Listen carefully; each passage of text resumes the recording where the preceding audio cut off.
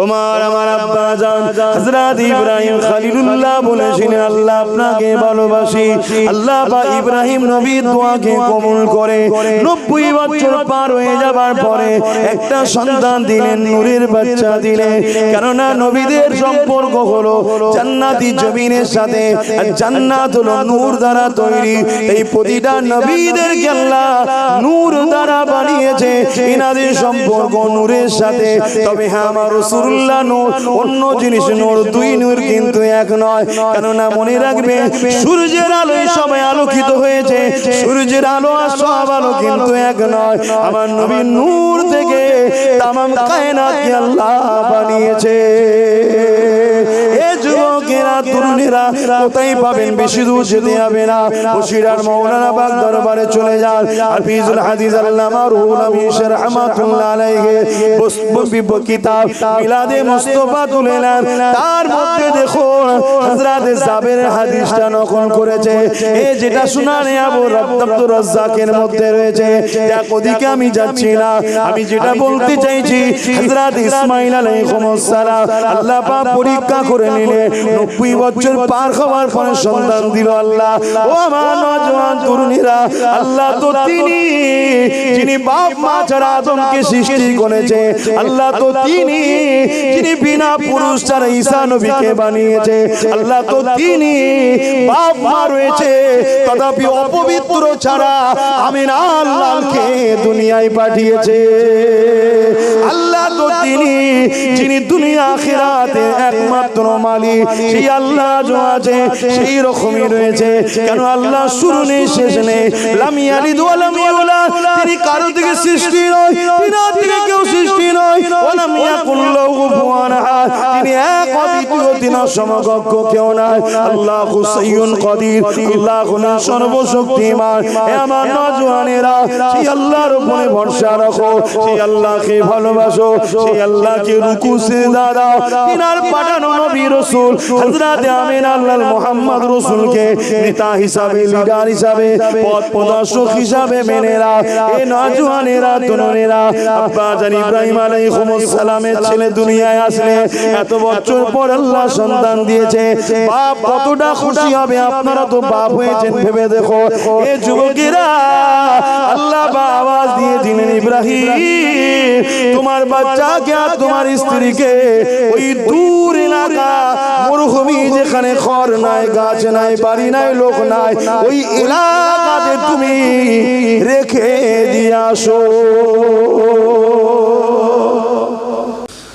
মনে রাখবেন, যুগে যুগে পৃথিবীর জমিনে আল্লাহ পাক মুমিন মুমিনাদের ঘরে পরীক্ষা নেবে। এই জমিনের উপরে মানব রূপে একদল পশুদেরকে আল্লাহ পাঠাবে, তাদের মাধ্যম দিয়ে আল্লাহ আমাকে আপনাকে পরীক্ষাটা নেবে। মুমিন মুমিনা কারা? যারা আল্লাহ আল্লাহ রাসূলকে সবথেকে বেশি ভালোবাসে, যারা আল্লাহর দিদারের তামান্নায় মৃত্যুকে বড় গলায় লাগাতে চায়। তারা মনে করে মৃত্যুটা হলো দুনিয়ার জমিন থেকে আখিরাতে যাবার একটা সেতু বা পুল। এই সেতুটা পার করে যেতে পারলে আমরা আমাদের আল্লাহর কাছে চলে যাব। এই মুমিন মুমিনাদের ঘরে আল্লাহ যুগে যুগে পরীক্ষা নেবে।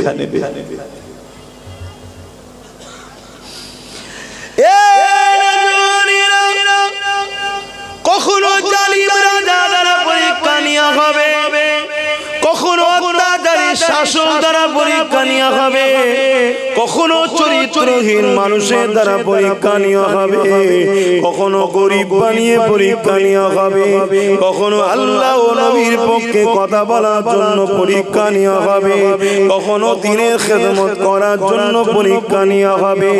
মনে রাখবেন, এটা আজকে নতুন নয়, যুগে যুগে আল্লাহ পরীক্ষা নিয়েছে।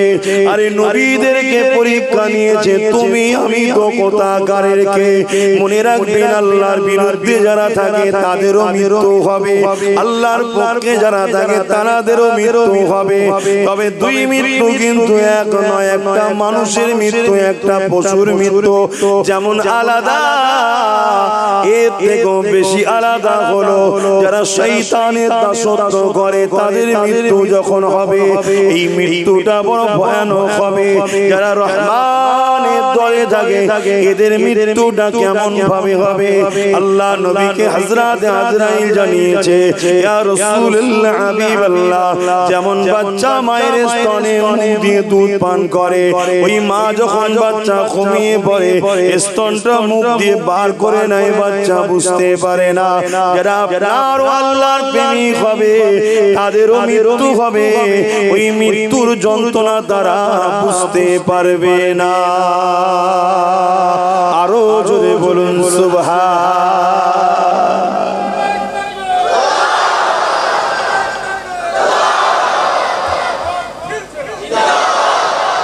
আল্লাহ। মৃত্যু ভাই দিকে আছে, তাই তো নাকি গো? জি সব ভাইরা আমার আসছেন, একটু জায়গা দেখে দেখে বসবেন, কেন বারবার কথা বলা সম্ভব নয়। দাঁড়িয়ে থাকবেন, একটু বসবেন, বসলে আপনার নেকি হবে ভাই, আমার কিছু নয়। এই জন্য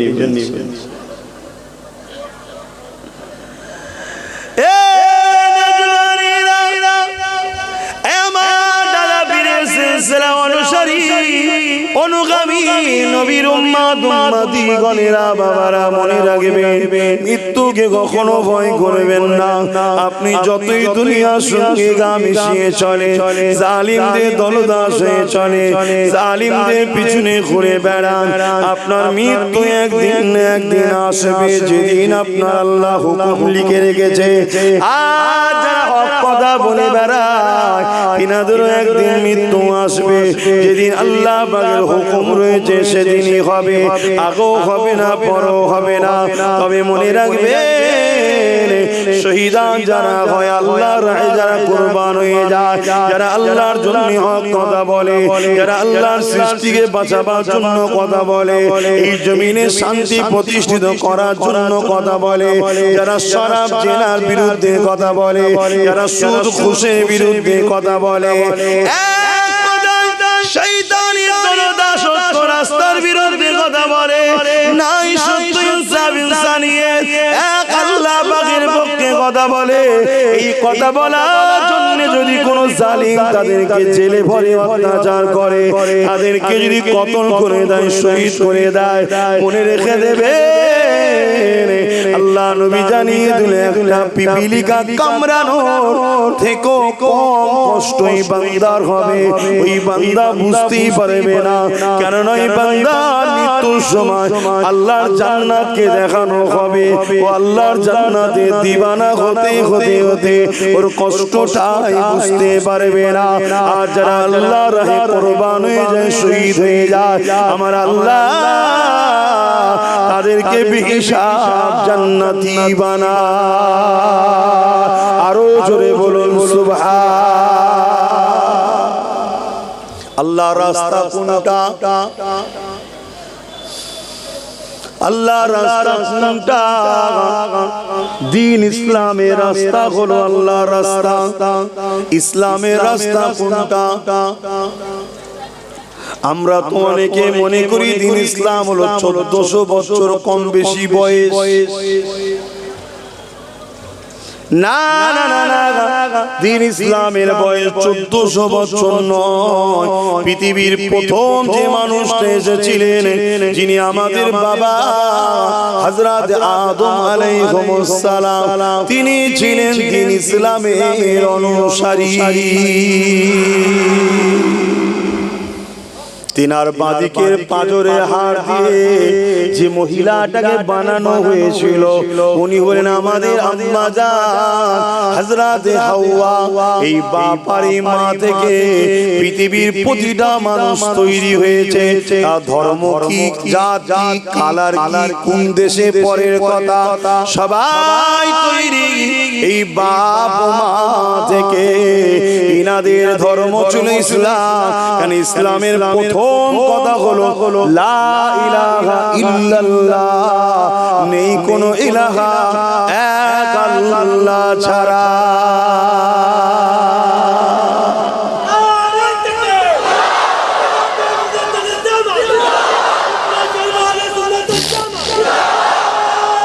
আল্লাহ বাপ জায়গা হচ্ছে এবার কি হবে? আরো সরে সরে আসতে হবে তো, ওখান থেকে এখানে আসতে পারে, তোমাদের সরে সরে যেতে হবে। দেখেন দেরি করেন না, আমি কিন্তু অনেকটা রাস্তা যাব, আর রোজ জলসা, একদিন হলে না আলাদা কথা। চলো ভালো লাগবে না রোজ রোজ। দরুদ শরীফ আল্লাহুম্মা সাল্লি আলা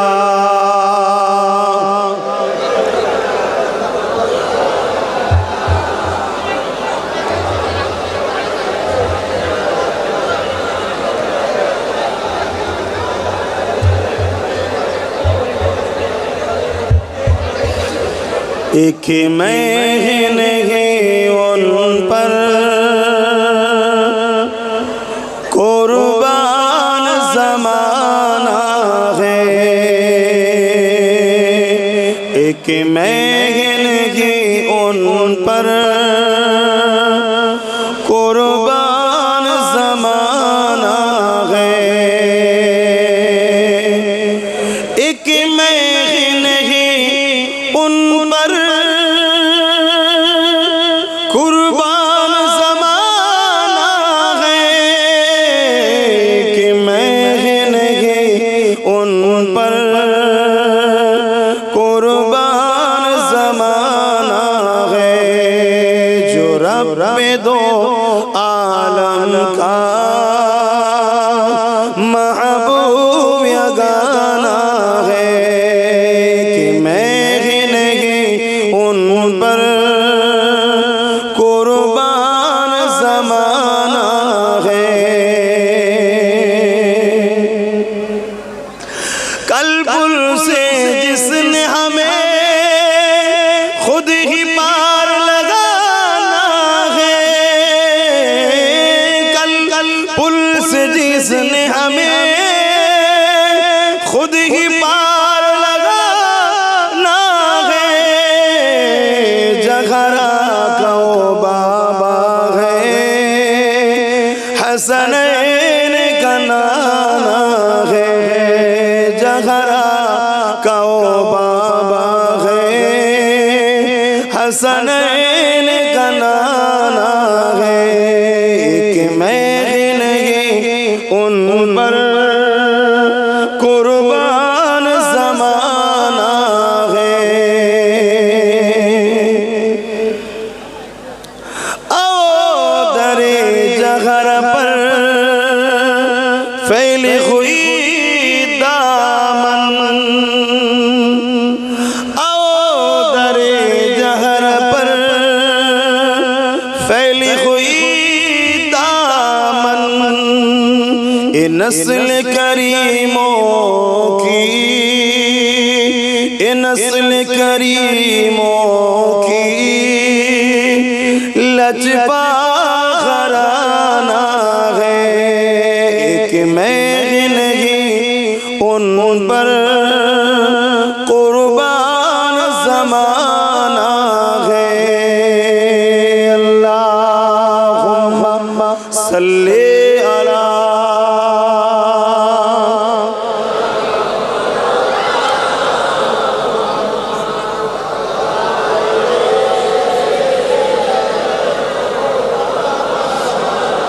আমার আব্বা জানেরা ভাইরা খুব মন দিয়ে শোনে।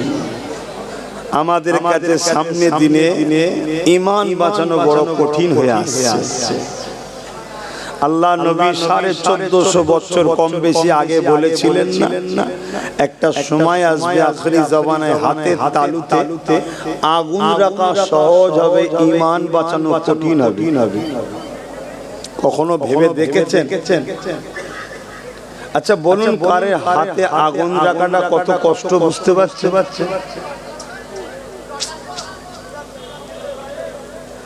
বলুন হাতের তালুতে আগুন রাখাটা কত কষ্ট ভাই? সম্ভব কি? বিশাল কষ্ট না? তা থেকেও কষ্ট বলছে ঈমান বাঁচানো। তোমরা কথা শুনুনি কেন? মোবাইলে ব্যস্ত কেন?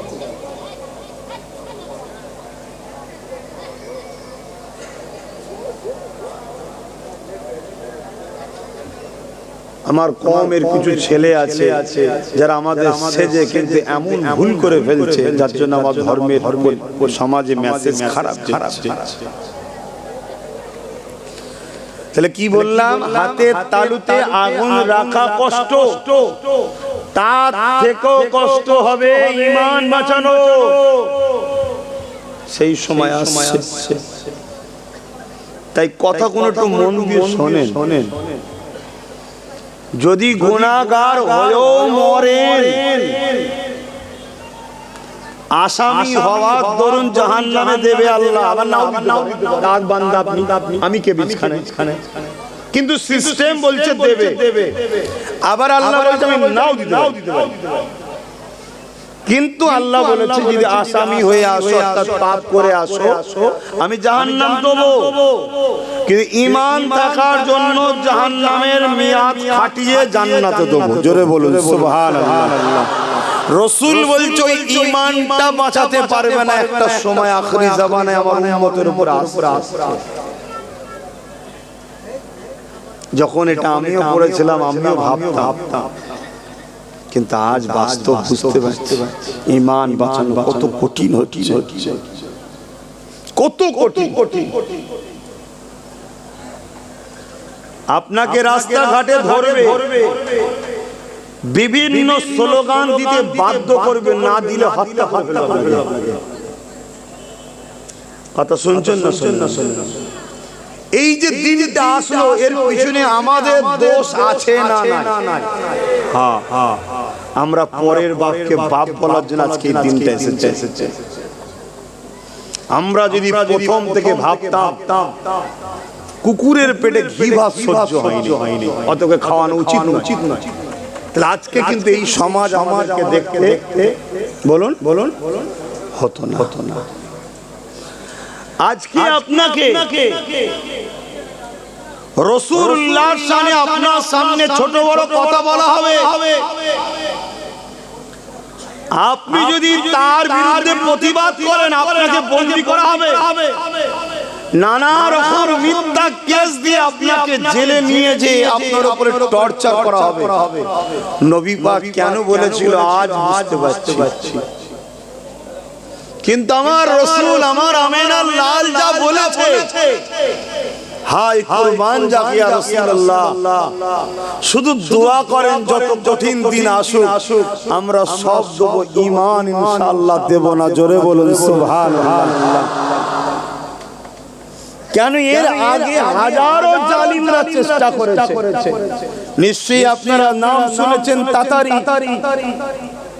নিশ্চয়ই নাম শুনেছেন হালাকু খান, নিশ্চয়ই নাম শুনেছেন মঙ্গল চিঙ্গিস খান। এরা কম চেষ্টা করেনি, গ্রামগুলোকে পুরো উজাড় করে দিয়েছে, ঘর বাড়ি বস্তি, বাচ্চা ছেলে মেয়ে কাউকে বাদ দেয়নি, গণহত্যা করেছে, আগুন লাগিয়ে পুড়িয়ে দিয়েছে।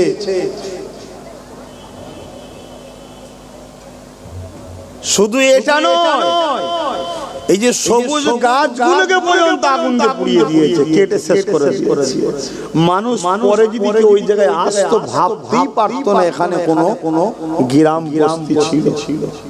এত জালিম ছিল মঙ্গলের চিঙ্গিস খান। সে প্রতিজ্ঞা নিয়েছিল ইসলামকে মিটিয়ে দেবো।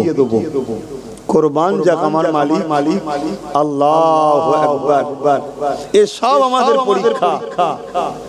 হ্যাঁ, লাখো মা কুরবান হয়েছে, লাখো বাপ শহীদ হয়েছে, লাখো আমাদের বাচ্চারা এতিম হয়েছে, বিধবা হয়েছে, শহীদ হয়েছে। হ্যাঁ, আমাদের মাথা দিয়ে বড় বড় মিনার বাড়ি তৈরি হয়েছে, স্বীকার করছি। কিন্তু আল্লাহু আকবার, চিঙ্গিস খানের নাম নিশানা পৃথিবীতে আর নাই, কিন্তু আজ 200 কোটির উপরে আল্লাহ আমাদের রেখেছে। জোরে বলুন সুবহানাল্লাহ। আরো জোরে বলো, ঘাবড়ে যাবে না। হালাত যত কঠিনই হোক আপনি সত্যের পক্ষে থাকবেন, হকের পক্ষে থাকবেন, গরিবের পক্ষে থাকবেন, এতিমের পক্ষে থাকবেন, মাতৃভূমির ভালোবাসার পক্ষে থাকবেন। হালাত যত কঠিনই হোক মুহাম্মদ রাসূলের সুন্নতে থাকুন, আল্লাহর উপরে ভরসা রাখুন। জোরে বলুন সুবহানাল্লাহ। কি গো থাকবেন তো নাকি? ঘাবড়ে যাবেন না। দুনিয়ায় অনেক কিছু হবে, অনেক কিছু ঘটতে চলেছে বাপ।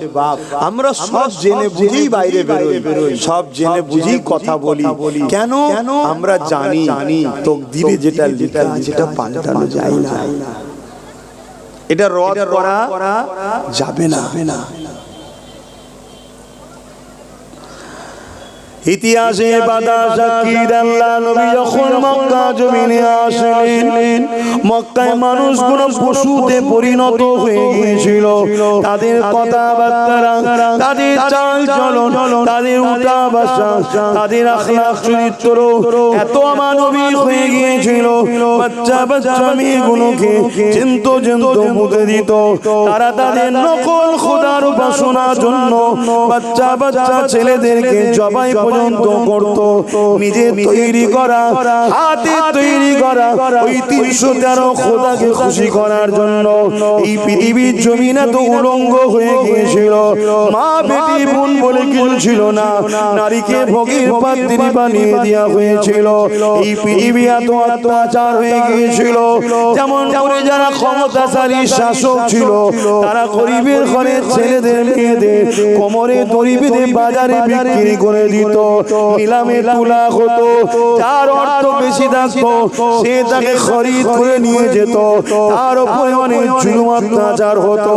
এইরকম একটা গোলামের নাম আপনাদের বলি, যার নাম হলো হযরত বেলাল। তাকে কিন্তু বিক্রি করা হয়েছিল মক্কার বাজারে। যখন তাকে তোলা হয়, হাবশী দেশের মানুষ ছিলেন। এ বাজারে বিক্রি, ও বাজারে বিক্রি, একটার পর একটা হাত ফিরাই হতে হতে মক্কার বাজারে যখন তোলা হলো, উমাইয়া নামক এক জালিম স্বৈরাচারী অত্যাচারী শাসক ছিল। সে বেলালকে বড় খরিদ করে নিল। কেন? বেলাল বড় ক্ষমতাশালী, তাকওয়ালা, বড় লম্বা চওড়া যুবক ছিল। বেলালকে খরিদ করে নিয়ে গিয়ে তার সাথে অমানবিক অত্যাচার করে, তাকে খাটায়, পেটের আঘাত দেয়, তার উপরে জুলুম করে মারে, অমানবিক অত্যাচার তার উপরে চলায়। আমিনাল্লাহ দুনিয়ার জমিনে এসে মেসেজ দিয়ে দিয়েছিল, মানুষ কখনো মানুষের কিরদাস দাসী হতে পারে না। মানুষ হলো আশরাফুল মাখলুকাত, তার একমাত্র মালিক আল্লাহ। সে তার আল্লাহ ছাড়া অন্য কারো দাস দাসী নয়। এই কথা হযরত বেলালের কানে গেছে। বেলাল আজাদ হওয়ার জন্য, মুক্ত হওয়ার জন্য আমার রাসূলুল্লাহকে ফলো করছে। আমার নবী আর কি বলছে? আল্লাহ নবীর কথা গরিবের পক্ষে, এতিমের পক্ষে, মুসলিমদের পক্ষে, গোলামদেরকে বাঁচাবার পক্ষে, দাসত্ব প্রথাকে ভেঙে চুরমার করে দিবার আওয়াজ দেয়। বেলাল আমার রাসূলুল্লাহকে এখানে বসিয়ে দিয়ে আশহাদু আল্লা ইলাহা ইল্লাল্লাহ ওয়া আশহাদু আন্না মুহাম্মাদান আবদুহু ওয়া রাসূলুহু বলে মেনে নিয়েছে। এই যুবকেরা এই খবরটা উমাইয়ার কাছে চলে যায়।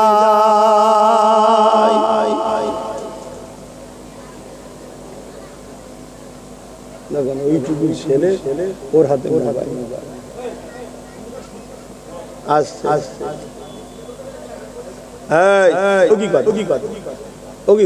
ওইভাবে বলে এসব ছেলেগুলোর ভবিষ্যৎ শেষ করছে বাপ মা। এসব ছেলেগুলোকে শেষ করছে বাপ মা। দেখো, আমাদের নিয়ে বেশি চিন্তা তোমাদের করতে হবে না। তোমরা তোমাদের চিন্তা একটু করো। আমাদের বক্তব্য এতটুকু। তোমাদের জন্য আমরা হক কথা বোঝাতে গিয়ে, ইতিহাস শোনাতে গিয়ে, নাই কথা শোনাতে গিয়ে তোমাদের জন্য আমাদের দুশমন বাড়ছে। এই গত দুদিনের কথা, একজন নবী প্রেমিক মানুষ ছিল, হক কথা বলে বেড়াতো সমাজে, ইনসাফের কথা বলতো, ইনসানিয়াতের কথা বলতো, রাসূলুল্লাহর ইশকের কথা বলতো। জালিমদের জুলুম খতম হবে এই কথা বলার দরুন তাকে গ্রেফতার করা হলো। জানো কি তোমরা? জানি না। এসব নিয়ে তারাও ভাবে না, আমরাও ভাবি না, আমাদের ভাবতে হবে না। কিন্তু তোমাদের ভবিষ্যৎটা কত অন্ধকার তোমরা জানো। তোমাদেরকে বাঁচাতে গিয়ে হয়তো আমাদেরকে জেলে যেতে হবে, অত্যাচার হতে হবে। অলরেডি আমার ভাই তো 42 দিন খেটেই চলে এসেছে। আমি তো মাঝে মাঝে ওকে বলি, তুই তো আমার আগে চলে গেলি রে, সাহাবাদের সুন্নাত আগে পালন করে ফেললি, আমি তখনও পারিনি। এটা কোনো ফ্যাক্ট নয়। কপালে যদি থাকে আল্লাহ জান্নাত দেবে, তার বিনিময়ে দুনিয়ায় একটু পিছাই করে নেবে। হতে হবে খুশি আলহামদুলিল্লাহ, তবে সবর দিও, বলুন আমিন। কিন্তু আপনাদের কি হবে ভাবে আপনারও তো না দিনের উপকার করতে পারছেন, না নিজের উপকার করতে পারছেন। নিজের বাচ্চাগুলোর হাতে কলম পেন না দিয়ে আপনি দিচ্ছেন মোবাইল। একটু ছেলের হাতে দেখছি এত বড় ফোন। কেন? ওই ফ্যানেরও তো একটা রেডিয়েশন আছে, যাতে বাচ্চাগুলোর শরীরে ক্ষতি হচ্ছে। উচিত ছেলেদের হাতে কলম দিয়া, খাতা দিয়া, যাতে করে ছেলেগুলো পড়াশোনা করে ডাক্তার হয়, উকিল হয়, জজ হয়, ডিএম হয়, বিডিও হয়, আইপিএস অফিসার হয়, ভালো রাজনীতির নেতা হয়। তাহলে আগামী দিনের প্রজন্ম যারা থাকবে তারা ন্যায় বিচার পাবে, ইনসাফ পাবে, শান্তি পাবে, সমাজে ফিতনা বন্ধ হবে, চুরি বন্ধ হবে, দুর্নীতি বন্ধ হবে, অত্যাচার বন্ধ হবে। এগুলো দরকার তো নাকি? আবার আপনাদের মধ্যে থেকে একটা দুটো ছেলে আলেম হবে, হাফেজ হবে, আর আপনার ডাক্তার ছেলে ওই আলেম হাফেজের কাছে বসে দিন শিখবে, যতটা মানা ফরজ জীবন যাপন করার জন্য। তাহলে এর দুনিয়া আপনি দেখবেন, এ আপনার আখিরাতের রাস্তা দেখাবে। কথা বুঝে আসছে না? খবরদার আমার সোনার বাপজানেরা, ভাইরা,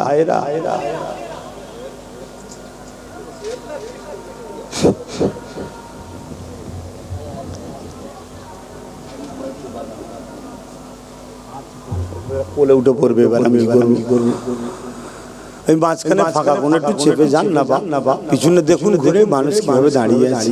ওরা একটু জান্নাতে বসুক, আপনারা চাননি? কি গো? শোনেন ভাই, আজান দিয়েছে, কথা বুঝছেন না? একটু বুঝার চেষ্টা করুন। আল্লাহ আমাদেরকে হিদায়াত করুক, বলুন আমিন।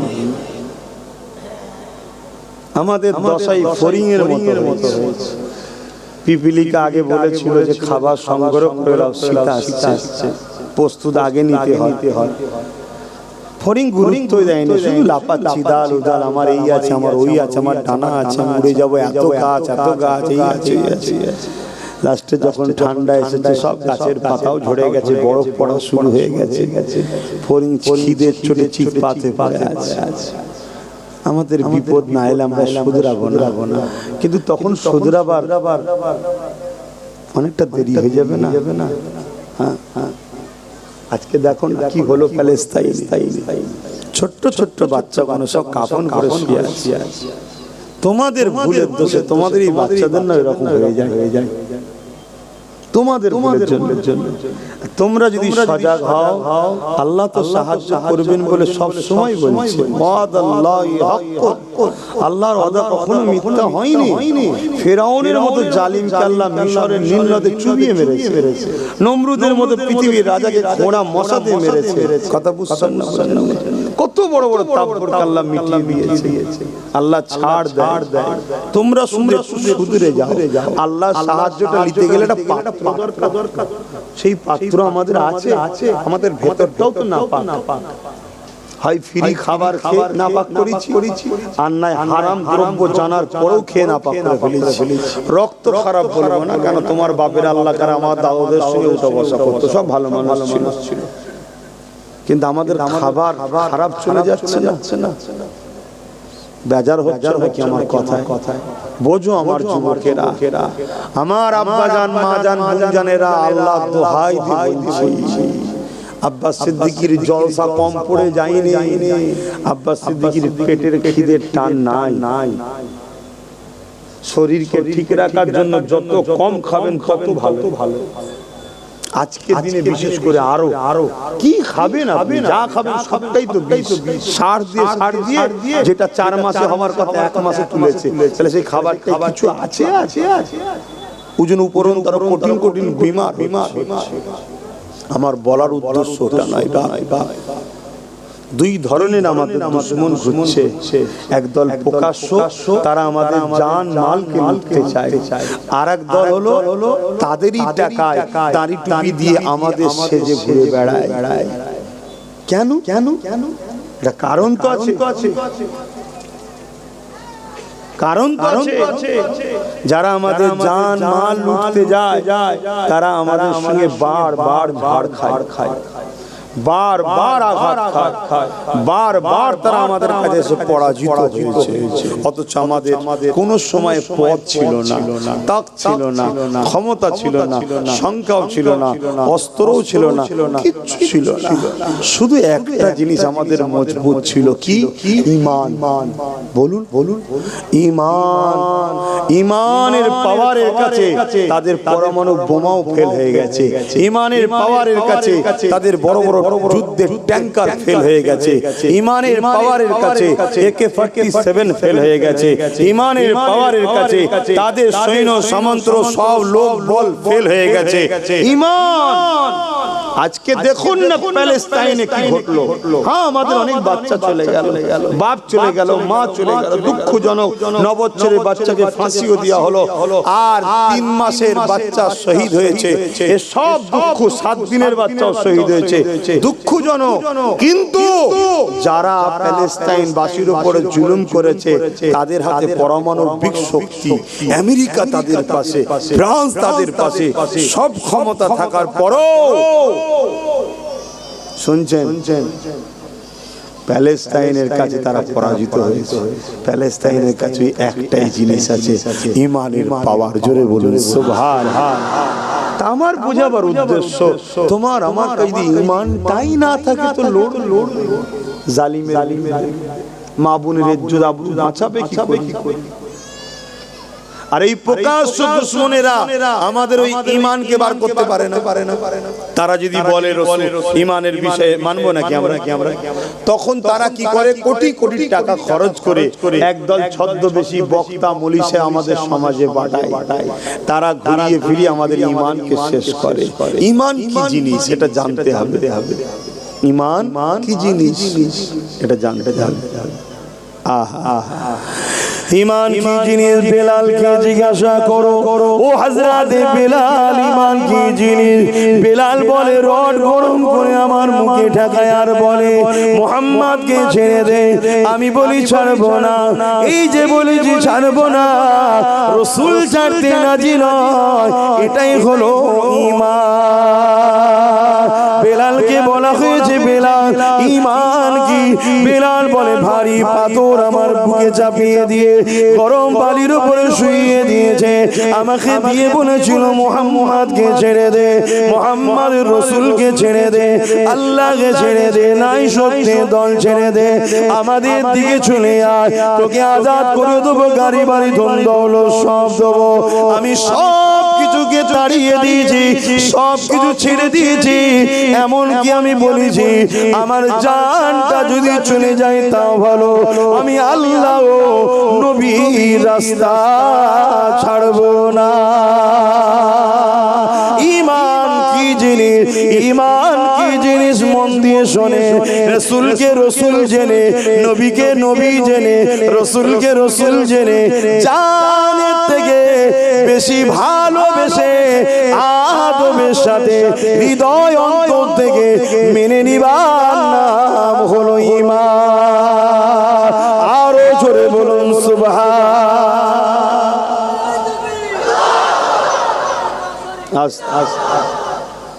তাহলে ঈমান ঈমান কি বল বল,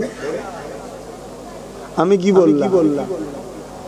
ঈমান ঈমান রসুলকে হযরত মুহাম্মদ সাল্লাল্লাহু আলাইহি ওয়াসাল্লাম কি রসুল জেনে, মানুষ কি ফেরেশতা কি সে সব জানি আমরা। কোরআন বলছে নবী মানুষ, কিন্তু ওলিয়ে বেশি মাথা মারে না। রসুল জেনে জানের থেকে বেশি ভালোবেসে আদবের সাথে দিল থেকে মেনে নিবার নাম কি? মনে থাকবে যার যার দিলে যার যার অন্তরে এই সংজ্ঞা আছে সে ঈমানদার, সে পাপী হলো আযাব খেটে জান্নাত যাবে। জোরে বলুন সুবহানাল্লাহ। আর যার অন্তরে এটা নাই সে তাহাজ্জুদ করলেও জাহান্নামে যাবে, 50 বার হজ করলেও জাহান্নামে যাবে, সব সময় সিজদায় পড়ে থাকলেও জাহান্নামে যাবে। কেন? সিজদা হলো ইবাদত, হজ হলো ইবাদত। কথা মাথায় ঢুকছে? আর ঈমান কি বলুন বলুন, কথা বলে। আমি আবার একবার বলছি, মুখস্থ করুন, আমার সাথে বলুন মুহাম্মদ সাল্লাল্লাহু আলাইহি ওয়াসাল্লাম কে বলুন বলুন সবাই। যার সন্দেহ হবে আব্বাস সিদ্দিকী ভুল বলছে তার আসার কি দরকার? আমার সাথে সবাই বলেন মুহাম্মদ সাল্লাল্লাহু আলাইহি ওয়াসাল্লাম কে রসুল জেনে জানের থেকে বেশি ভালোবেসে আদবের সাথে মেনে নিবার নাম ঈমান। এটা কে করেছে? এটা কে দিয়েছে মাকামটা নবীকে? জোরে বলুন আল্লাহ দিয়েছে। কথা বুঝে আসছে? আল্লাহ দিয়েছে যে আমার হাবিবের যে হাবিব আমাকে তাকে আমার বানিয়ে দেবে। জোরে বলুন সুবহানাল্লাহ। এই মুনাফিকগুলোর কাজ কি? ওই প্রকাশ্য দুশমনের টাকায় আমাদের এলাকা বিভিন্ন পুরো পৃথিবীতে আছে, শুধু বাংলায় নয়, পুরো পৃথিবীতে তাদের কাজ কি? ঘুরে ফিরে সব বলে, ভালো ভালো কথা বলে, নামাজ রোজা হজ যাকাত সব ভালো ভালো কথা বলে, কিন্তু নবীর মাকাম বলতে চায় না, নবীর শান বলতে চায় না, নবীর মর্যাদা বলতে চায় না, নবীর আদব লোককে বুঝাতে চায় না, নবী থেকে একটু ডিভাইড করাতে চায়। শুনছেন না? কোরআন দিতে চায়, কোরআনটা যার উপরে এসেছে তাকে দিতে চায়। আরে কোরআন তো যার জিকির করেছে, কোরআন যার জিকির করেছে, রফা'না লাকা যিকরাক, मैंने आपका जिक्र आपकी खातिर बुलंद किए हैं। ये रब ताला की बात है, ये कलामुल्लाह है। কোরআন বলছে যে আল্লাহ নবীর মাকাম বাড়িয়েছে, নবীর শান বাড়িয়েছে, নবীর জিকিরকে বুলন্দ করেছে নবীর খাতিরে, নবীকে খুশি করার জন্য। জোরে বলুন সুবহানাল্লাহ। কোরআনই বলছে কি তোমরা যদি নামাজ পড়ো, রোজা রাখো, হজ করো, যাকাত দাও, আর এক মুহূর্তে জবানের কথা যদি নবীর আওয়াজের উপরে উঠে যায়, তোমার জিন্দেগীর আমল বরবাদ। কে বলছে? কোরআন বলছে। শুনছেন না? শুনেন। হ্যাঁ, সেই কোরআন যার গুণগান গাইছে, সেই কোরআন যার মাকাম লে বলছে, সেই কোরআন যার ইজ্জতের কথা দুনিয়ার লোককে শোনাতে এসেছে, আল্লাহ যার প্রশংসা করছে। আমরা কোরআন ধরাতে চাই, কোরআন জিনার জন্য এসেছে, জিনার মাকাম শোনাতে এসেছে, জিনার বয়ান মর্যাদা বয়ান করতে এসেছে, সেই রাসূলকে ছাড়াতে চাই। কেন? নবী যার দিলে তার দিলে ঈমান আছে, তাকে জেল ভয় লাগে, বীর পুরুষের মতো সে যায়। কথা মাথায় ঢুকছে না? ঢোকে না? তাকে কিছুই মনে হয় না। সে জানে ইতিপূর্বে অনেক জালিম জুলুম করেছে, কোনো ব্যাপার নয়। আল্লাহ যদি আমার কিসমতে রাখে, পৃথিবীর কেউ রুখতে পারবে? জোরে বলো। আর আল্লাহ যদি আমার কিসমতে না রাখে, পৃথিবীর কেউ পারবে আমাকে অপদস্থ করতে? সবটা কার হুকুম? আল্লাহর হুকুম। আচ্ছা, আল্লাহ যদি আপনাকে দুনিয়ায় ডাল ভাত খাইয়ে পরকালে জান্নাত দেয়, আপনি কি খুশি নয়? কিন্তু আমরা খুশি কোথায়? আমরা তো কাল ফ্রিতে বিরিয়ানি দিলে সেই মিটিংয়ে চলে যাবো। অত সেখানে হাজারো শয়তান বসে আছে, হাজারো ঘুষখোর আছে, হাজারো ইসলামের দুশমন আছে, হাজারো সন্ত্রাস রয়েছে, হাজারো সমাজ বিরোধী আছে, হাজারো এতিমের রক্ত চুষে খাওয়া লোকেরা রয়েছে। যাই না বলুন, ভাবুন আমার ভাই, আপনার যাওয়াতে আমার কোনো ক্ষতি আছে ভাই? কোনো ক্ষতি নেই। সেদিনও আব্বাস সিদ্দিকী আসতো, বাবারা করতো, তার বিনিময়ে দিত। আজও আব্বাস সিদ্দিকী আসছে, বাবারা করছে, তার বিনিময়ে দিচ্ছে। এই দুনিয়ায় অনেকের চাকা আল্লাহ বন্ধ করে দিয়েছে, যারা তাদেরই তেল মেকিয়ে চলতো তাদের অনেকের চাকা বন্ধ হয়ে গেছে। মুস্তাফার গোলামের চাকা আল্লাহ আজও ঘোরাচ্ছে। একটা করে এলাম বসিরহাট ব্রিজ পার করে, এখন এখানে এখনো পুরো রাত বাকি আছে। যদি লোবো বলি আরো 3টা হবে।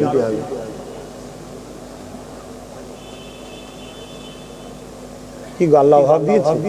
আমি কি বুঝাতে চাইছি, কেন এটা বললাম? যে আল্লাহর উপরে ভরসা রাখো, আল্লাহর উপরে ভরসা রাখো। আল্লাহ যদি তোমাকে দুনিয়ায় একটু কষ্ট দেয় পরীক্ষার জন্য, জামাই কত ভালোবাসে। তোমার আমার আব্বা জান হযরত ইব্রাহিম খলিলুল্লাহ বলেছিলেন, আল্লাহ আপনাকে ভালোবাসি। আল্লাহ পাক ইব্রাহিম নবীর দোয়াকে কবুল করে 90 বছর পার হয়ে যাবার পরে একটা সন্তান দিলেন, নূরের বাচ্চা দিলেন। কেননা নবীদের সম্পর্ক হলো জান্নাতি জমিনের সাথে, আর জান্নাত হলো নূর দ্বারা তৈরি। এই প্রতিটা নবীদেরকে আল্লাহ নূর দ্বারা বানিয়েছে, ইনাদের সম্পর্ক নূরের সাথে। তবে হ্যাঁ, আমার রাসূলুল্লাহ নূর, অন্য জিনিস নূর, দুই নূর কিন্তু এক নয়। কেননা মনে রাখবে, সূর্যের আলোয় সবাই আলোকিত হয়েছে, সূর্যের আলো আর সব আলো কিন্তু এক নয়। আমার নবীর নূর থেকে তামাম কায়নাতকে আল্লাহ বানিয়েছে। এ যুবকেরা, তরুণেরা কোথায় পাবেন? বেশি দূর যেতে হবে না, বসিরহাট মাওলানা বাগ দরবারে চলে যান। হাফিজুল হাদিস আল্লামা রুহুল আমিন রাহমাতুল্লাহ আলাইহি কিতাব মিলাদে মুস্তাফা তুলে নেন। তার মধ্যে দেখো হযরত জাবেরের হাদিসটা নকল করেছে। এই যেটা সুনানে আবু আব্দুর রাজ্জাকের মধ্যে রয়েছে।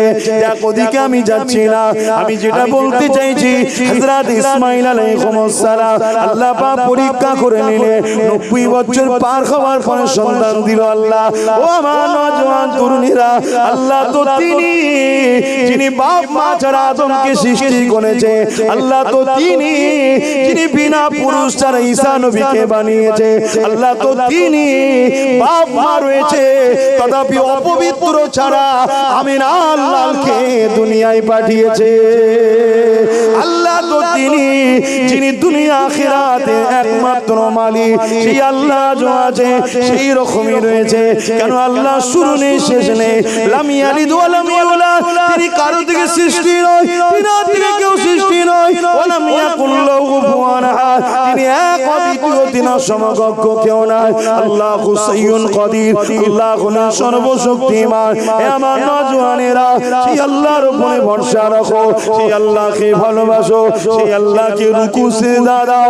তিনার পাঠানো নবী রাসূল হযরত আমিনা আল্লাহ মুহাম্মদ রাসূলকে নেতা হিসাবে, লিডার হিসাবে, পথ প্রদর্শক হিসাবে মেনে নাও। এই নওজোয়ানেরা, তরুণেরা, আব্বা জান ইব্রাহিম আলাইহিস সালামের ছেলে দুনিয়ায় আসলে এত বছর পর আল্লাহ সন্তান দিয়েছে, বাপ কতটা খুশি হবে। আপনারা তো বাপ হয়েছেন, ভেবে দেখো। এই যুবকেরা, আল্লাহ আওয়াজ দিয়ে দিলেন, ইব্রাহিম তোমার বাচ্চাকে আর তোমার স্ত্রীকে ওই দূর এলাকা মরুভূমি, যেখানে খড় নাই, গাছ নাই, বাড়ি নাই, লোক নাই, ওই এলাকাতে তুমি রেখে দিয়ে আসো। আমাদের বাপ তো নাকি ইব্রাহিম সাল্লাম, আরে কথা বলছে না তো, নিজের বাপকে ভুলে গেছো নাকি? বলো কার কার বাপ ইব্রাহিম সাল্লাম? হাত তুলে দেখাও। মাশাআল্লাহ, মাশাআল্লাহ, আলহামদুলিল্লাহ। আমাদের বাপ মুসলিম জাতির পিতা উনি, আর বাপ আদম মুসলিম, হিন্দু, খ্রিস্টান সবার বাপ। কথা বুঝাস? উনি প্রথম মানুষ। আব্বা জান কি জিজ্ঞেস করেছিল? আল্লাহ কেন রাখবো? এইটুকু বাচ্চালে কোথায় যাবো? স্ত্রী ভালোবাসার জিনিস কি হবে? কি গো জিজ্ঞেস করেছিল? হুকুম হয়ে গেল। বাপ এসে আমাদের আম্মা হযরতে হাজেরা হুজুরকে বলছে, কই চলেন, ছেলে পুলেকে নিয়ে চলেন, এক জায়গায় যাব। স্বামীর হুকুম। এখনকার মেয়েদের মতো নয়, স্বামী বলে কোথায় যাবে, কেন যাবেন, কি হয়েছে, কিছু করে যাবেন, কবে আসবে, সব কৈফিয়ত দিতে হবে। তুই কার সাথে যাচ্ছিস? কথা মাথায় ঢুকছে না? তো মা রেডি, বাচ্চা নিয়েছেন, মরুভূমি এলাকা, গাছ নেই, ঘর নেই, বাড়ি নেই, পানি নেই, লোক নেই, কিচ্ছু। এখন যে দেখছো বিশাল বিশাল বাড়ি, আজ থেকে 4,500 5,000 বছর আগের কথা বলছি। কেউ নেই, পানি পর্যন্ত নেই। আম্মা জানকে রেখে আর বাচ্চাকে দিয়ে বলছে আমি যাই। আপনারা এখানে থাকি, আমাদের হলে কি হতো বলে? আল্লাহ এরকম পরীক্ষা যেন আমাদের না লাই। বলুন আল্লাহুম্মা আমিন। এই কঠিন পরীক্ষা বা পরীক্ষা হলে আল্লাহ পাস করতে পারবো কি জানি না। আমার তো মনে হচ্ছে আল্লাহ সম্ভব না, তুমি আমাকে জানো এই পরীক্ষা নিয়ে আর আল্লাহ লিখছে কেন? আল্লাহ বোঝে আমার বান্দার খাবারটা কত, সেই বুঝে। শুধু হয়তো একটু গোশ মাছ ভালো মন্দ ধরে ডাল ভাত দিয়েছে, অমনি মন খারাপ। একটু ইনকাম কম দিয়েছে, অমনি ফ্রিতে 500, অমনি লাইন। বউ পাঠিয়ে দিচ্ছে যা, মাকে পাঠিয়ে দিচ্ছে, মেয়েকে পাঠিয়ে যা, আর সেখানে গিয়ে মুখ তুলে ফটো তুলছে। এই ইসলামে পর্দা ফরজ ভুলে গেলেন, 500 টাকা বিক্রি করে দিলেন। খোদার গজব আসবে না? আপনাকে বাঁচাতে পারবে কেউ? আল্লাহর মার যদি শুরু হয়ে যাবে, বাঁচবেন কি করে? হাজি সাহেব, গাই সাহেব, পীর সাহেব, দরবেশ সাহেব, মুফতি সাহেব, মৌলানা সাহেব, কোন সাহেব বাদ দিয়েছে? কি হচ্ছে? আর অথচ আমাদের বাপ দাদাদের সন্তান কত, কারো 5 জন, কারো 6 জন, কারো 7 জন, কারো 8 জন, কারো 10 জন, কারো 12 জন। তারপরও ব্যাংকে কোনোদিন লোন নিতে হয়েছিল বন্ধনে? বলেন। আর ছেলেগুলো খেয়ে দিয়ে কোদল হয়েছিল, খারাপ লেবেন না, মোটা সুটা হয়েছিল। গেউয়ে ভাষায় বলে ফেলেছি এখন, থুককুড়ি মোটা সুটা হয়েছিল। আমার বাপ দাদারা খেয়েছিল যখন, আমার বাপ চাচা করে কথা মাথায় ঢোকে। আমার আব্বারাই বলুন, মুরব্বিরাই বলুন, আপনারা ক ভাই বোন সব রয়েছে? 5 ভাই 5 বোন, বলুন মারহাবা। বাপকে লোন নিতে হয়েছিল। এখানে যারা মুরব্বি বসে আছেন, আপনারটাও বলুন। কম করে 5-6 জন 7 জন ছাড়া কম নেই। আমাদের এখন কত 1.5 খানা এসে গেছে, আর একটা আসবে কি রাস্তায় মরে যাবে আল্লাহই জানে। এই হাজার কি হচ্ছে? এই 1.5 খানাতেই আমাদেরকে লোন নিতে হচ্ছে। এটাই তো ইবলিসদের প্ল্যান, হারাম খাওয়া। হারাম যখন খেয়ে ফেলবে, আল্লাহকে ডাকলে সাহায্য করবে না। আর তোমরাই আমাদেরকে দাওয়াত করে নিয়ে আসো। পেটের জ্বালা এক জায়গায় করেছি, রাস্তায় পানি খেয়েছি, এখানে উঠে পড়েছি। আমি আপনাকে বলছি না, বুঝে পারছেন? 1000 জায়গায় হয় না। হুজুর খান পেটের জ্বালাও রয়েছে, আবার চিন্তা আছে লোন ফুললে লাও খেয়ে লাও। আল্লাহ তুমি এর রুজিতে বরকত দাও। একটু দুয়ার বিনিময়ে মৌলানা মুফতিদের ফতোয়া জায়েজ আছে, ওই দোয়া করে দিল, ওর বিনিময়ে খেলি। কথা বুঝে আসছে না? বিনিময় হয়ে গেল। কিন্তু তারপরেও বলুন, ওই খাবার পর ছোট হুজুর হওয়া যায়? হ্যাঁ। আর আপনারাই বলছেন সেসব আর হুজুর নেই। সেসব হুজুরকে তোমার বাপ দাদারা কি খাওয়াতো তোমরা জানো? শুধু আটা মেলে দিয়েছে, চাল গুঁড়ো আটা রুটি করবে, চাল মেলে দিয়েছে।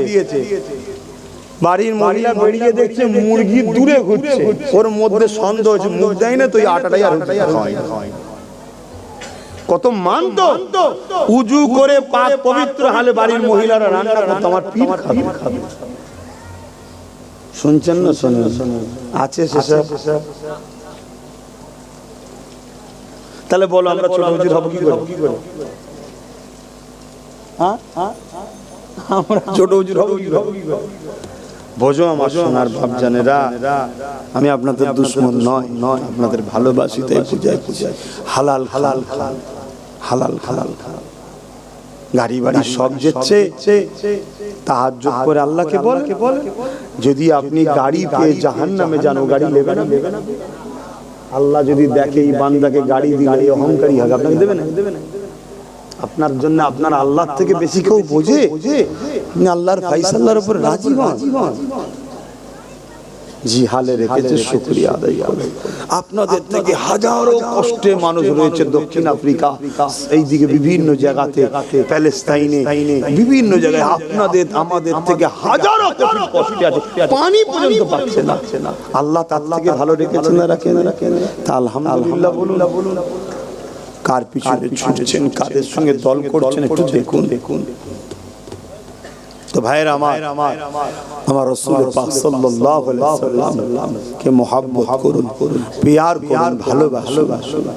নবী যে দিন রেখে গেছে, যে দিনকে মজবুত করে ধরেন।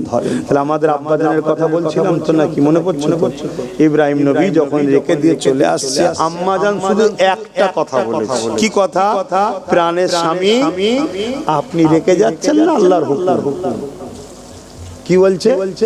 আপনি রেখে যাচ্ছেন না আল্লাহর হুকুম এটা? তখন আব্বাজান ইব্রাহিম সাল্লাম বললেন, শোনেন, নবীর আল্লাহর হুকুম ছাড়া চলে না, এটা আল্লাহরই হুকুম। আম্মাজান বললেন, নিশ্চিন্তাই যান। কেন? আপনার থেকে অনেক বড় সাহায্যকারী হলো আমার আল্লাহ। জোরে বলুন সুবহানাল্লাহ। দেখুন আমারও ঈমান, দেখুন আপনি আমার গার্জিয়ান, আল্লাহ বানিয়েছে। আপনার কাছে থাকা যে নিশ্চিন্তা, আপনি পাশে থাকলে যে নিরাপদ, তার থেকে হাজার গুণ বেশি নিরাপদ ও সাহায্যকারী কে? তিনি আছে না নাই আমাদের সাথে? আছে না নাই? তাহলে কেন ভাবছো এ থাকলে ভালো হয়, ও থাকলে ভালো হয়, এ আসলে ভালো হয়, ও আসলে ভালো হয়? তুমি তোমার আল্লাহর উপরে ভরসা করে এগিয়ে চলো। জুলুমের সাথে নয়, ন্যায়ের পক্ষে। এটা মাথায় রাখো। আল্লাহ যদি এই অবস্থায় আমার আল্লাহ তোমাকে তুলে নিয়ে পরকালে জান্নাত দেয়, তুমি যেতে রাজি আছো না? তোমাকে দিয়ে এমনি যেতে হবে রে বাবা। তুমি যদি বলো আমি যাবো না, ছেড়ে দাও। যদি কাউকে ছাড়তো, জিবরাইল আসার আগে বলেছিল, হুজুর আপনি থাকলে, আল্লাহ বলেছে থাকতে। তিনাকেও কিন্তু আল্লাহ নিয়েছে, যে আমায় তোমায় ছেড়ে দেব। অতএব আমার ভাইরা, বাপের থেকে শিক্ষা নেন। বাপ ইব্রাহিম সাল্লাম চলে এলেন, 1 বছর হয়ে গেছে, কোনো হুকুম হয়নি ছেলে দেখতে যাবার, কোনো হুকুম নেই।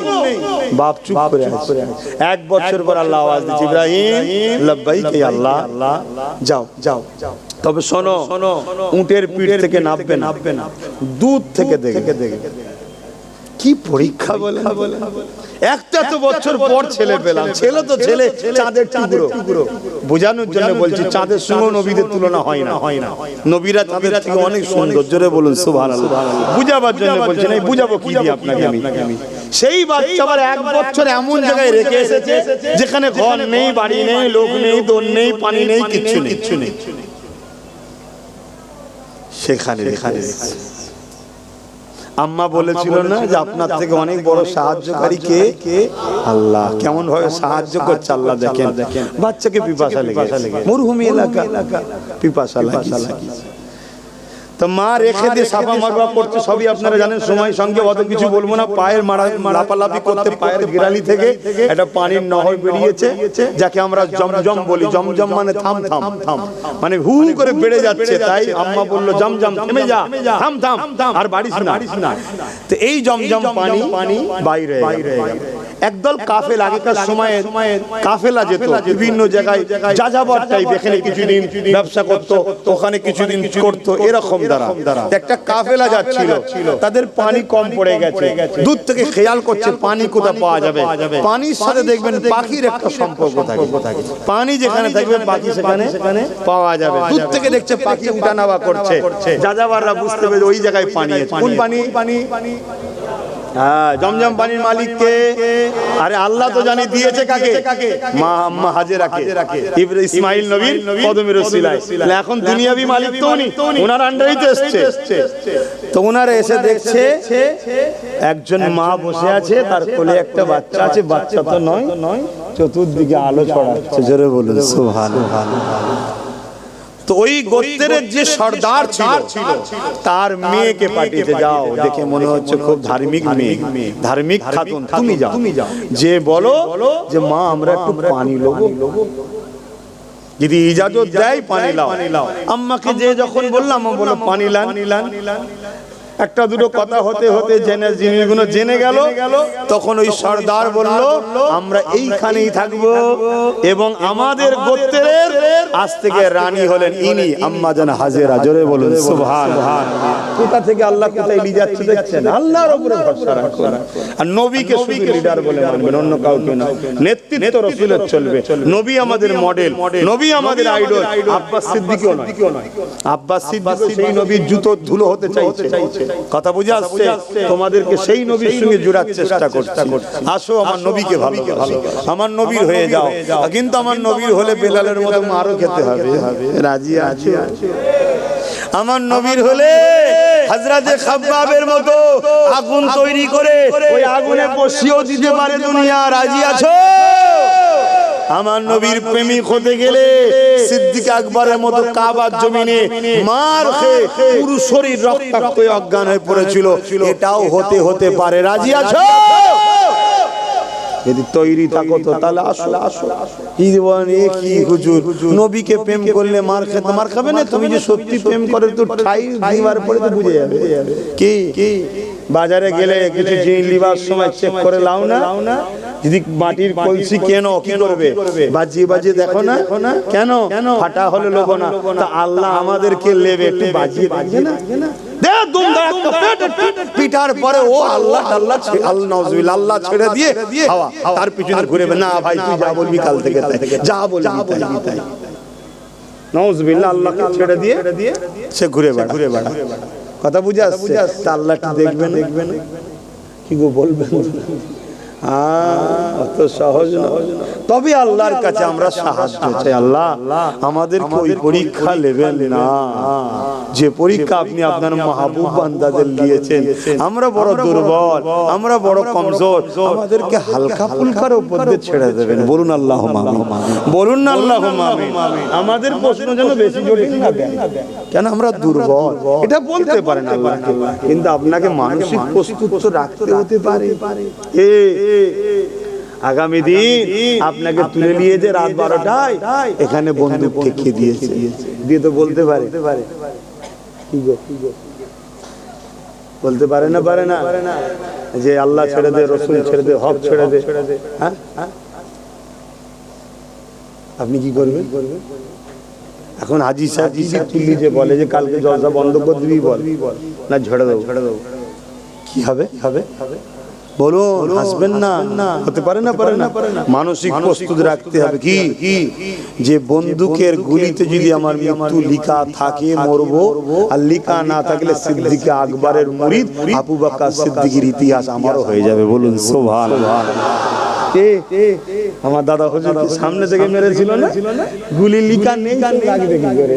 লিখা যদি থাকে, আমি যদি জলসার বিরোধীও হই, মারতে যাবে অন্যজনকে, ঘুরে আমাকে লেগে যাবে। যদি লিখা থাকে, আর লিখা না থাকে, অনেকে দেখবেন গ্রামের বাসিন্দা রেল লাইন কি জিনিস জানে না, ট্রেনই কি জিনিস জানে না। একদিন শহরে গেছে, একদিন তার কপালে কাটা লিখা ছিল, ওই দিনই যাবে, ওই দিনই সে কাটা হয়ে মারা গেছে। আবার অনেকে রেল লাইন ধারে জন্ম হয়েছে, অনেক বস্তি থাকে না, ছোট থেকে বড় হয়েছে, তার বিয়ে হয়েছে, তার ছেলে হয়েছে, তার ছেলে বিয়ে হয়েছে, তার ছেলে হয়েছে, একটা কেউ মরছে না। বাঁচাবার মালিক কে? আর মৃত্যু দিবার মালিকটা কে? কিন্তু আমরা ঘাবড়ে যাচ্ছি কেন? আমাদের হয়তো অলরেডি মেসেজ দিয়ে দিয়েছে যে বড় শয়তান এলে মেরে ফেলবে, ছোট শয়তান বেঁচিয়ে দে। বলছে না? বলে না? কিন্তু মক্কা শরীফে যারা গেছে খোঁজ নেবেন, 3টে শয়তানকেই পাথর মারতে হয়। কটা শয়তানকে? 3টেকেই পাথর মারতে হয়। সে বড় হোক, মেজো হোক আর ছোট হোক, শয়তানের সাথে সম্পর্ক নয়। আরে বুঝছেন না? বোঝেন? হ্যাঁ, এটা মাথায় রাখুন। তাব্বাজান হযরত ইব্রাহিম আলাইহিস সালাম তিনি গেলেন, দূর থেকে দেখছে পুরো বস্তি ভর্তি লোকজন, খিচুড়ি মিছিল হচ্ছে, কথাবার্তা, কাজ পানিয়ান চারানছে, আর দূর থেকে একটা সুন্দর তাঁবু করেছে। দেখলে বুঝে যাবে। আগেকার সময় দেখবেন রানীর যে তাঁবুটা হয় বা রাজা, সেটা সব থেকে কারুকার্য এবং মেন গেটে সব থেকে সুন্দর ভাবে চতুর্দিকে তারা থাকবে, বিচখানে রানী বা রাজা থাকবে। দেখছো ওখানে আমার স্ত্রী বসে আছে আর আমার বাচ্চা হালকা হালকা হাঁটাহাঁটি করছে। জোরে বলুন সুবহানাল্লাহ। বলুন তো এই দৃশ্যটা রুকে কন্ট্রোল করা যাবে? হ্যাঁ, তোমরাও তো আল্লাহ করে বাপ হয়েছে, পারবে? ইব্রাহিম নবী ঘুরে চলে এলেন এক বছর পরের বারে আবার গেল, বলল কাছে যাবে, রাতটা থাকবে না। বলেন 2 বছর পর আপনি এসেছেন, বাচ্চা পেয়েছেন, চুমা দিচ্ছেন, আদর করছেন, বাচ্চা আপনার কোলে উঠেছে, লাফালাফি করছে, আর জান্নাতি বাচ্চা। কথা বুঝাস? তাকে রেখে দিয়ে, স্ত্রীকে রেখে দিয়ে আপনি চলে আসতে পারবেন? পরীক্ষাটা কাকে বলে? এইভাবে আল্লাহ পরীক্ষা নিয়েছে। লিবার পর যখন হুজুর একটু জন হয়েছে, 8, 9, 10 বছরের হয়েছে, আল্লাহ এবার পরীক্ষা নিচ্ছে। কি? ইব্রাহিম, তোমার ভালোবাসাটাকে আমার নামে কুরবানি করো। জানেন তো সবই কুরবানি করো। আব্বা কি ঘেবড়ে গেছিল, হাত কেঁপেছে, ওজন জবাই হয়নি বলে রাগেতে তরোয়াল ফেলে দিয়েছে যে আল্লাহ হুকুম পালন করতে পারছি না। তরোয়ালটা গিয়ে লেগেছে একটা পাথরে, বড় পাথর 2 টুকরো হয়ে গেছে, এত ধার। আবার অবাক হয়ে গেছে। আর বাচ্চা কি বলেছিল নাকি আব্বা মা জবাই করুন? বাচ্চা কি বলেছিল? আব্বা আল্লাহ যাতে রাজি তাড়াতাড়ি করেন, আমি ইসমাইল কত ধন্য, পৃথিবীতে এত বাচ্চা আছে, আল্লাহ আমাকে পছন্দ করেছে। জোরে বলুন সুবহানাল্লাহ। কথা মাথায় ঢুকছে? আজকে সমাজে এত আলেম ওলামা রয়েছে, যদি আব্বাস সিদ্দিককে একটু টার্গেট বেশি করা হয়, নিজেকে ধন্য মনে করা দরকার যে আল্লাহ আমাকে পছন্দ করেছে। কথা মাথায় ঢুকছে? আর আপনাকেও পছন্দ করা দরকার যে এত লোক থাকার পরও আমার উপরেই জুলুম হয়েছে। আরে আল্লাহ আপনাকে নবীর সাহাবাদের সুন্নতের আমল করালো, যদি আপনি হকের উপরে থেকে থাকেন। জোরে বলুন সুবহানাল্লাহ। অনেক বড় কথা, সেখানেও আব্বা পাস হয়ে গেল। আল্লাহ বলল, ইব্রাহিম তুমি আমার খলিল, তুমি আমার বন্ধু। জোরে বলুন সুবহানাল্লাহ। ভাবুন তো, तमाम কায়নাতের মালিক সামান্য এলাকার চুনোপুটা নেতা এদি এসে একটা বলে আয় কাঁধে হাত দিয়ে ফটো তুলবো, আপনার মনে হয় জমিন আর পানে? কি মনে হয় না? হয়তো সে বেটা ঘুষ করে, তিনে চুরি করেছে, বিধবা কারো তেরপল মেরেছে, চাল চুরি করে, সবকিছু করেছে, সেও যদি বলে তোমার জমিন আর পা থাকে না কেন, পদের ব্যাপার আছে না? আর যিনি तमाम কায়নাতের মালিক, আমরা তো 99টা পদের নাম জানি আল্লাহ, কিন্তু কোন কিতাবের মধ্যে আল্লাহ 3000 থেকে 4000 পদ আছে। জোরে বলুন সুবহানাল্লাহ। সেই জগৎ কায়নাতের মালিক তিনি রব্বুল আলামিন। তিনি যদি আপনাকে বন্ধু বলে, এর চেয়ে বড় পাওনা খুশি আর কি আছে? বলে আল্লাহ যদি বলে তুই নিজের আমার পরীক্ষার জন্য তুই নিজের জানটাকে কেটে আমার হাতে দে দে, আমি জানি বলবেন আল্লাহ আমাদেরকে এই পরীক্ষা নেবে না, কিন্তু এর বিনিময়ে তুই আমার বন্ধু হবি। এর চেয়ে বড় পাওনা আর কি থাকতে পারে বলুন? তুই হক কথা বল, এতে দুনিয়ার মানুষ তোকে জেল দেয়, তুই চিন্তা করবি না, কিন্তু তোকে আমি আমার বন্ধু বানিয়ে নেবো। হক কথা বলতে গিয়ে জেলে যাওয়ার দরকার আছে না? হ্যাঁ জোরে বলেন। আরে আমরা তো এমনি জেলখানায় আছি, মৃত্যু দ্বারা আমরা জেল থেকে রেহাই পেয়ে আমাদের ঘরে ফিরে যাব জান্নাতে। জোরে বলুন সুবহানাল্লাহ। আমাদের আসল ঘর ওটা, আমাদের আসল ঘর ওটা। এসব নিয়ে অত ভাবাভাবি করলে বেশি মাথায় টেনশন হবে, শয়তানও চেপে ধরবে। এই বেটা পেয়েছে আমার খদ্দের। শয়তানকে প্রশ্রয় দেবে না, শুধু তওবা পড়বে আর দরুদ শরীফ বেশি বেশি করবে। মনে রাখবে কারোর উপর জুলুম করবে না, জালিমের দমন করবে না। সে বড় জালিম হোক আর ছোট জালিম হোক, কথা মাথায় রাখলে সব সময় আল্লাহ ওয়ালাদের সাথে থাকবে। আলেমে হাক্কানি, কোন আলেমে হক চিনবেন কি করে? যারা রাসূল নিয়ে বেশি শোনায়। 50টা ওয়াস্তাদ শুনেছেন, 50টাতেই দেখেছেন নবীর নাম শুধু হাদিসের বেলায় বলে। কত নবী নিয়ে বলতে চাই না, জানবেন এ যাই হোক নাই হোক কোরআনের বিরুদ্ধে আছে। কত কিছু মাথায় ঢুকছে। তাহাজ্জুদ পড়তে কি করব আমি? শয়তান 7 কোটি বছর নামাজ পড়েছে, সেজদা দিয়েছে, কিছু করবেন নাকি? শয়তানকে দাওয়াত খাওয়াবেন নাকি আপনারা? আরে যে নবী নয় সে যেই হোক সে আমাদের নয়, যে রাসূলের নয় ওই তাহাজ্জুদ পড়ানোর থেকে আমাদের এই হালকা বয়সের লাভালাভি করা ছেলেগুলো যদি দিলে নবীর প্রেম থাকে অনেক ভালো। কথা বুঝে আসছে না? হ্যাঁ, নবী আগে, নবীকে দিলে রাখে। আব্বা জান হযরত ইব্রাহিম আলাইহিস সালামকে আল্লাহ পাক আরো পরীক্ষা নিয়েছে। এ যুবকেরা ওই দিকে বলতে গেলে আমি আমার রাসূলুল্লাহ কথা আর বলতে পারবো না, কেননা সময়টা দিকে খেয়াল করতে হচ্ছে। তাই চলে আসুন আমার রাসূলুল্লাহ দিকে আসি। আরে যাকে না বানালে আল্লাহ জমিন বানাতো না, আসমান বানাতো না, চাঁদ বানাতো না, সূর্য বানাতো না, কোনো কিছুই বানাতো না। সেই নবী পাক আল্লাহ দ্বীনের বাণী নিয়ে যখন তায়েফের জমিনে গেল, তায়েফের নিষ্ঠুর পাষাণ সন্ত্রাসীরা বাচ্চাগুলোকে খুলিয়ে দিল। তারা আমার নবী পাকের উপরে আঘাত করতে লাগলো, আল্লাহ নবীকে পাথর ছুঁড়ে ছুঁড়ে মারতে লাগলো। এ নওজওয়ানেরা, আল্লাহ নবীর নূরের শরীর থেকে রক্ত প্রবাহিত হতে লেগেছে, আমার নবী পাকের রক্ত জমিনে পড়তে লেগেছে। আরে এত রক্ত বেরিয়েছে, নবী পাকের জুতা মোবারক রক্তে লাল হয়ে গেছে। নবী আমার তাদেরকে বারবার লক্ষ্য করে বলে, বাবারা আমি তোমাদের জন্য কোনো ক্ষতি করতে আসিনি বাবা, আমি রাসূলুল্লাহ তোমাদেরকে অত্যাচারীদের হাত থেকে বাঁচাতে এসেছি। আমি রাসূলুল্লাহ তোমাদের ঘরে এক আল্লাহ পাকের রাস্তা দেখাতে এসেছি। আমি রাসূলুল্লাহ তোমাদের ঘরে মানবতা শিক্ষা দিয়ে এসেছি, এক করে শান্তির রাস্তা দেখাতে এসেছি। আমি তোমাদের জন্য আখেরি মেসেঞ্জার, আল্লাহ আমাকে পাঠিয়েছে। তারা কোনো কথা শুনে না, আল্লাহ নবীকে এত মারা মেরেছে, নবী বাবা কেন চৈতন্য হয়ে পড়ে গেছে। আরে রেখে দিকে যা আব্বাস সিদ্দিকী, দুনিয়ার পীর সাহেব, দুনিয়ার হাজী সাহেব, দোনোজানের সুলতান, আল্লাহর কথা বলতে গিয়ে মার খাচ্ছে, তুমি আমি হক কথা বলতে গিয়ে জালিমরা যদি জোর করে অত্যাচার করে জেলে দেয়, মারে, এ নিয়ে চিন্তা করার কিছু নেই, ঘাবড়াবার কিছু নেই। তবে তোমার আমার দায়িত্ব রয়ে যায় এই জালিমদের বিনাশের জন্য, এই জালিমদের নাম নিশানা মিটিয়ে দিবার জন্য তোমাকে আমাকে ঐক্যবদ্ধ হওয়া দরকার, তোমাকে আমাকে একতা হওয়া দরকার, তোমাকে আমাকে ন্যায়ের পক্ষে দাঁড়ানো দরকার। এক কথায় রাসূলুল্লাহর হাদিসের উপরে আমল করা দরকার। আল্লাহ নবী জানিয়ে দিলে, এ আমার মাননেওয়ালারা, বাবার আমি রাসূলুল্লাহ বলে দিই, শোনো বাবা, তোমরা কিয়ামতের শেষ দিন পর্যন্ত কুরাইশ বংশের বাচ্চাদের নেতৃত্ব মানবে, তাদের ঝান্ডা তলায় দাঁড়াবে, তাদের পিছনে দাঁড়াবে। আজকে আমরা কুরাইশ বংশের বাচ্চাদের ঝান্ডা ধরা তো দূরের কথা, তাদেরকে কি না কি গালিগালাজ করতে লেগেছি, দালাল বলতে লেগেছি, ভট বলতে লেগেছি, টাকা লিয়েছে বলতে লেগেছি।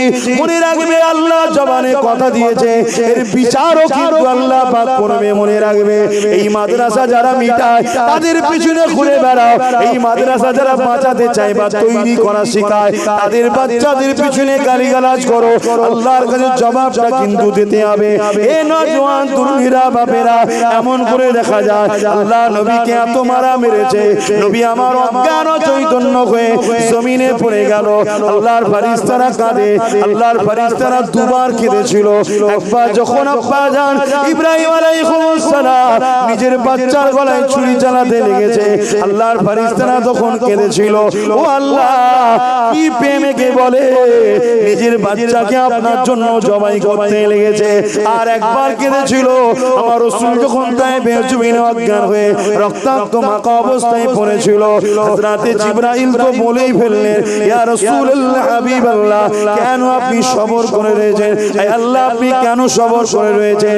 এদেরকে কেন আপনি মেরে দিচ্ছেন না? আমার আল্লাহ বলেছিলেন, জিবরাইল দুনিয়ার জমিনে চলে যা, আমার হাবিবকে যে সালাম দিবি, আমার হাবিবের শরীরটাকে পরিষ্কার করে দিবি এবং সালামটা দিবার পরে বলবি, আমি আমার আল্লাহ পাক বলেছি যদি আপনি রাজি থাকেন এই পাহাড় চালো ফেরেশতার সাথে রয়েছে, এই গমন করে এই জাতির উপরে পাহাড় চাপিয়ে দিয়ে বা দুটো পাহাড়কে এক জায়গায় করে দিয়ে তায়েফের বাসীকে মেরে দিতে আল্লাহ বলেছে। কিন্তু আপনি যদি রাজি থাকেন তবেই মারবে, নাহি মারবে না। আপনি যদি হুকুম দেন এক্ষুনি মেরে দেওয়া হবে। হযরত জিবরাইল চলে আসলো, আল্লাহ নবীকে সালাম দিল, আল্লাহ পাকের হুকুম নবী পাকের হুঁশ ফিরল, সালাম দিল, জবাব দিল। হযরত জিবরাইল বলে, ইয়া রাসূলুল্লাহ, হাবিবাল্লাহ, সমস্ত ফেরেশতারা কাঁদতে লেগেছে, আল্লাহ পাহাড় চালো ফেরেশতাকেও পাঠিয়েছে, আপনি যদি হুকুম করেন তায়েফ বাসীকে দুই পাহাড়ের মাঝখানে চিপে মেরে দেওয়া হবে বা পাহাড় চাগিয়ে তাদের উপরে চাপিয়ে দেওয়া হবে। এই নবী আমার এই কথা শুনলো, রক্তাক্ত হাত আসমানের দিকে তুলে দিয়ে বললেন, হে আমার আল্লাহ, আপনি এদেরকে মারবেন না, এদেরকে আযাব দেবেন না, এরা আমাকে চেনে না বলে তাই মেরেছে। এদের ছেলে একদিন না একদিন আমাকে নবী জেনে আপনাকে আল্লাহ জেনে দিন ইসলামের হক ধর্মের কাতারে দাঁড়িয়ে যাবে। চিন্তা করে দেখো, আমার নবী যদি সেই বদদুয়া করে দিত, নারাজ হয়ে যেত, ইব্রাহিম হযরত ইউনূস নবীর বদদুয়া তার কওম যদি ধ্বংস হয়ে যায়, আজ জাতির বদদুয়া তার কওম নবীর বদদুয়া তার কওম যদি ধ্বংস হয়ে যায়, সামুদ নবীর বদদুয়া তার কওম যদি ধ্বংস হয়ে যায়, আমার নবী যদি বদদুয়া করে দিত তুমি আমি একদিন জাহান্নামে থাকতাম। আমার নবী পাকের দুআয় আল্লাহ তোমার আমার উপরে আযাব দেয়নি। আজও নবী পাক রওজা মোবারকে তোমার আমার জন্য কাঁদছে।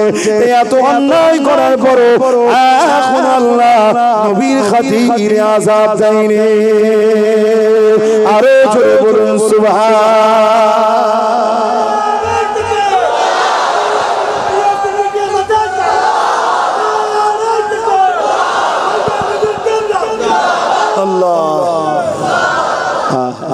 ভাবেন আমার সোনার ভাইরা, বুঝতে